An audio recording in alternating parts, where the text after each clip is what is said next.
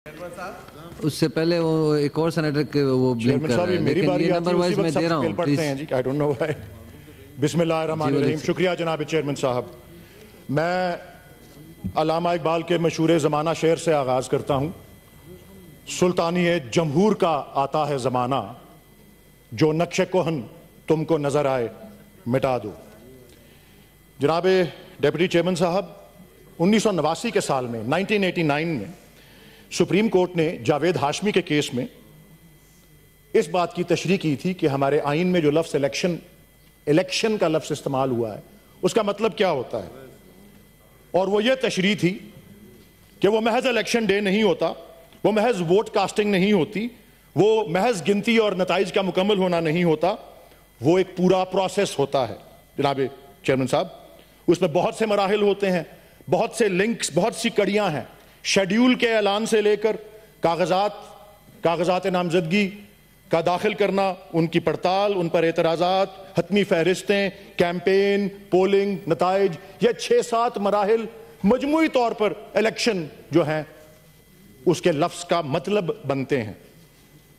इन तमाम मराहिल के दौरान, जिस तरह सेनेटर अली जफर साहब बयान कर चुके हैं, जो कुछ होता रहा, कागजात के फाड़ने और छीनने के हवाले से, तजवीज़ और तायद कुनिंदा को अगवा करने के हवाले से, कैंपेन के दौरान छापे, एक सबसे मकबूल जमात का इंतखाबी निशान उससे छीन लेना, 8 फरवरी, 9 फरवरी, 10 फरवरी और आज तक का अमल मुझे अफसोस से कहना पड़ता है और काबिल मुज़म्मत यह बात है कि उसी तसलसल का इजरा रहा है। सारे का सारा इलेक्शन प्रोसेस जो है वो टेंटेड रहा। सिक्योरिटी के लबादे में cellular mobile service, internet service, mobile internet service बंद करना, दुनिया भर में उसकी मजम्मत हुई है।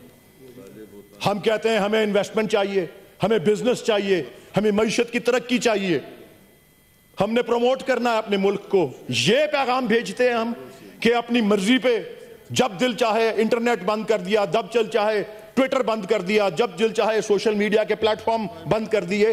5,96,000 सिक्योरिटी एहलकार जनाब चेयरमैन साहब ये मुख्तस किए गए थे इलेक्शन की सिक्योरिटी के लिए। चलें, 8 बजे से 5 बजे तो इलेक्शन का अमल था, लोग घर चले गए, हजूम घर चले गए, तो 6 बजे के बाद भी क्यों यह बंद रहा? ये बताना पड़ेगा निगरान हुकूमत को और इलेक्शन कमीशन के इसमें बदनीयती नहीं थी। साबित करना पड़ेगा इसमें बेईमानी नहीं थी, इसमें बदनीयती नहीं थी। जनाब चेयरमैन साहब, 90,000 पोलिंग स्टेशंस जिनके बाहर चीफ इलेक्शन कमिश्नर ताकीद कर चुके थे इलेक्शन से 2 दिन पहले सब रिटर्निंग अफसर्स को कि फॉर्म 45 आवेजा करेंगे। कहां है वो फॉर्म 45? ऐलान कर चुके थे चीफ इलेक्शन कमिश्नर के रात के 1 बजे तक नतायज आ जाएंगे। मुझे फौरन मुबस्सिरीन, बाहर के मुल्कों के जो सफरा हैं, डिप्लोमेट, उनके लिए इलेक्शन कमीशन में एक पूरा हॉल था और उन सबको कहा गया था 8 के 8:30-9 बजे रात के कि जी 2 बजे तक तमाम नतायज आ जाएंगे, तमाम नतायज। एक भी नतीजा नहीं आया। इंटरनेशनल कम्युनिटी ने सबसे मौसर अल्फाज में इंतखाब की शफाफियत के सिलसिले में अपने तहफ़्फ़ुज़ात का इजहार किया है। United States, Great Britain, European Union, अक़वाम मुत्तहिदा के सेक्रेटरी जनरल, कॉमनवेल्थ के ऑब्जर्वर्स, जिस दीदा दलेरी से इस पूरे प्रोसेस के अंदर उसकी आवाम के मैंडेट की पामाली हुई, वो सब दुनिया भर ने इस बार नोटिस लिया है जी। और 2024 के इंतखाबात में धांधली के खिलाफ जिस जोशो खरोश के साथ आलमी प्रेस ने आवाज उठाई है वो एक नया रिकॉर्ड है। ये जरा नोट कीजिएगा जनाब चेयरमैन साहब, उन जराइद में, उन अखबारात में कौन शामिल है? इकोनॉमिस्ट है, टाइम्स है, गार्डियन है, ब्लूमबर्ग है, न्यूयॉर्क टाइम्स है, independent, France 24, financial times, BBC, CBC news, CNN, अल जजीरा टीवी। फहरिस्त बहुत लंबी हो जाएगी जनाब। कल रात फिच की जो रेटिंग एजेंसी है उसने अपने बयान में कहा कि अगर पाकिस्तान तहरीक इंसाफ को तन्हा किया गया, आइसोलेट किया गया, तो उससे अवाम के अंदर अदम इत्मीनान और ज्यादा बढ़ेगा और वो बहुत ज्यादा अदम इत्मीनान का जो है बाइस बनेगा। जनाब डिप्टी चेयरमैन साहब, इलेक्शंस एक्ट 2017 का सेक्शन 13 सब सेक्शन 3 ये कहता है कि प्रोविजनल रिजल्ट रात के 2 बजे तक हर रिटर्निंग अफसर ने जारी करना है। इस मुल्क में 859 रिटर्निंग ऑफिसर्स थे। एक रिटर्निंग ऑफिसर ने भी कानून के मुताबिक नताइज का ऐलान नहीं किया। और कानून यह भी कहता है, इस ऐवान से वो कानून गुजर कर मंजूर हुआ है। ये तौहीन पार्लियामेंट के मुतरादिफ है। कानून की पामाली और उसकी खिलाफ वर्जी तो अपनी जगह है। हम घर चले जाए, अगर हम कानून बनाते हैं उस पर अमल नहीं होता, फिर आगे लिखा है कि अगले दिन सुबह 10 बजे तक आप नताइज शाया कर दें। वो भी नहीं ऐलान हुआ। 3-3, 4-4 दिन बाद जो है वो नताइज जो है वो आ रहे हैं। एक छोटा सा फ्रैक्शन जो था नताइज का वो सुबह 10 बजे तक आया। जनाब डेप्यूटी चेयरमैन साहब, पाकिस्तान में बदकिस्मती से संगदिली और बेहिसी रोज बरोज जो है बढ़ती जा रही है। अवाम के मैंडेट की पामाली, उस पर जो खुली वारदात हुई है, जिस पर पाकिस्तान के अंदर और पाकिस्तान के बाहर दुनिया भर में एहतजाज हो रहा है एक तरफ, और दूसरी तरफ चीफ इलेक्शन कमिश्नर ने मीडिया को ब्रीफिंग तक देने की जहमत नहीं की।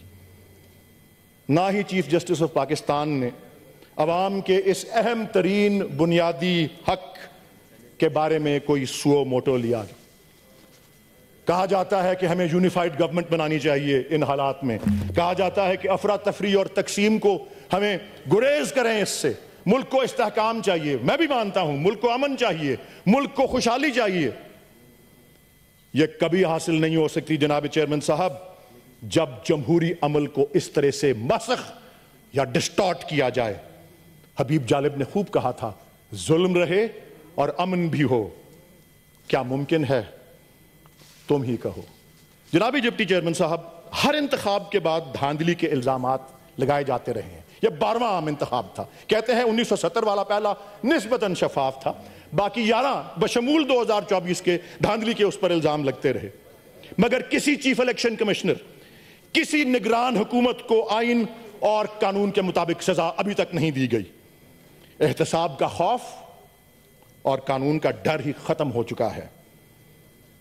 इलेक्शन से एक दिन पहले हमारे निगरान वजीर आजम एक बैरूनी मुल्क खबर रसां एजेंसी को कहते हैं कि मैं गारंटी नहीं कर सकता कि फेयर एंड फ्री इलेक्शन होंगे। फिर 4 दिन बाद प्रेस कॉन्फ्रेंस करते हैं और कहते हैं कि अवाम ने रिजल्ट को एक्सेप्ट कर लिया है and they have moved on. तमाम जराइद ने, तमाम तज्जिया निगारों ने, मुबस्सिरीन ने कहा है कि किस जन्नत के अंदर रह रहे हैं हमारे निगरान वजीर आजम। क्या उनका पैमाना है फ्री और फेयर इलेक्शन का?